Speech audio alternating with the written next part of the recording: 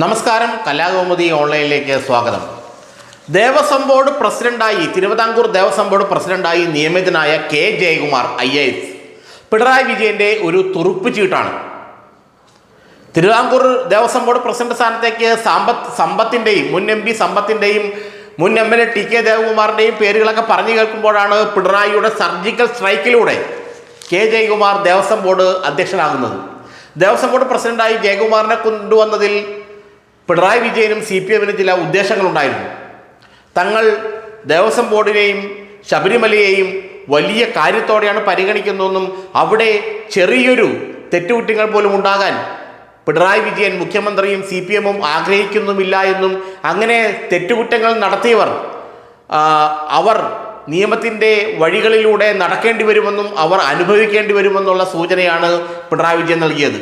ശബരിമലയിലെ ക്രമക്കേടുകൾ നടത്തിയവർ ആരായാലും അവർ നിയമത്തിൻ്റെ മുന്നിൽ ഹാജരാക്കപ്പെടും. എന്നാൽ ശബരിമലയും അതുൾപ്പെടെയുള്ള ക്ഷേത്രങ്ങളും തിരുവിതാംകൂർ ദേവസ്വം ബോർഡിൻ്റെ മറ്റ് ക്ഷേത്രങ്ങളുമെല്ലാം മികച്ച ഭരണകർത്താവിനെ ഏൽപ്പിച്ച് നല്ല രീതിയിൽ വിശ്വാസികൾക്ക് വേണ്ടി മുന്നോട്ട് കൊണ്ടുപോകാനാണ് തങ്ങൾ ആഗ്രഹിക്കുന്നതെന്ന സന്ദേശമാണ് യഥാർത്ഥത്തിൽ നൽകിയത്.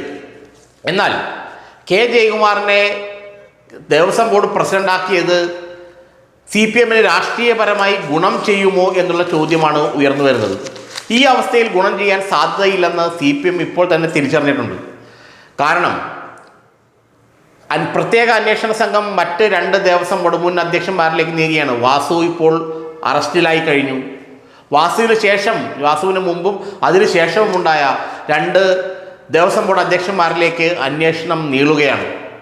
അത് PS പ്രശാന്തും M പത്മകുമാറുമാണ്.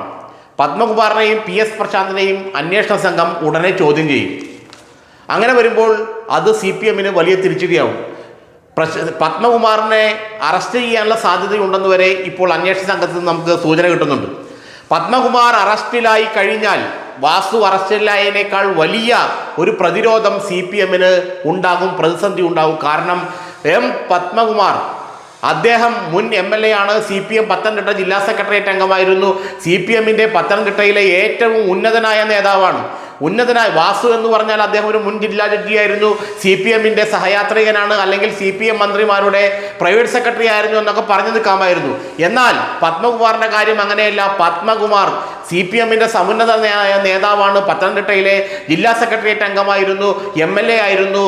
പത്മകുമാറിനെ അറസ്റ്റ് ചെയ്യുന്ന ഒരു നീക്കം പ്രത്യേക അന്വേഷണ സംഘത്തിൻ്റെ ഭാഗത്തു നിന്നുണ്ടായാൽ പിന്നെ കെ ജയകുമാറിനെ പ്രസിഡന്റാക്കിയുള്ള ഈ നീക്കം, അല്ലെങ്കിൽ അതിൽ നിന്ന് CPMും പിണറായി വിജയനും പ്രതീക്ഷിക്കുന്ന രാഷ്ട്രീയ നേട്ടം ഉണ്ടാകില്ലെന്ന് മാത്രമല്ല വലിയ തിരിച്ചടി കൂടി ഒരുപക്ഷെ ഉണ്ടാകും.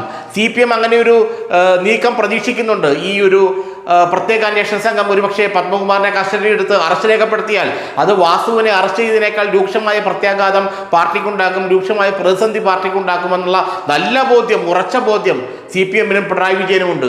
എന്നാൽ ഹൈക്കോടതിയുടെ നേരിട്ടുള്ള നിയന്ത്രണത്തിനായ ഉള്ള പ്രത്യേക അന്വേഷണ സംഘത്തെ നിയന്ത്രിക്കാനൊന്നും സംസ്ഥാന സർക്കാരിന് കഴിയില്ല എന്നിരിക്കെ പത്മകുമാറിലേക്ക് അന്വേഷണ സംഘം നീളുമ്പോൾ ചങ്കിടിക്കുന്നത് CPMനെ തന്നെയാണ്. കാരണം മറ്റൊന്നുമല്ല, കെ ജയകുമാർ എന്ന തുറുപ്പ് ചീട്ട് വൃഥാവിലാവും, വിഫലമാകുമെന്നുള്ള ഭയം യഥാർത്ഥത്തിൽ ഇപ്പോൾ CPMനുമുണ്ട്, പിണറായി വിജയനുമുണ്ട്.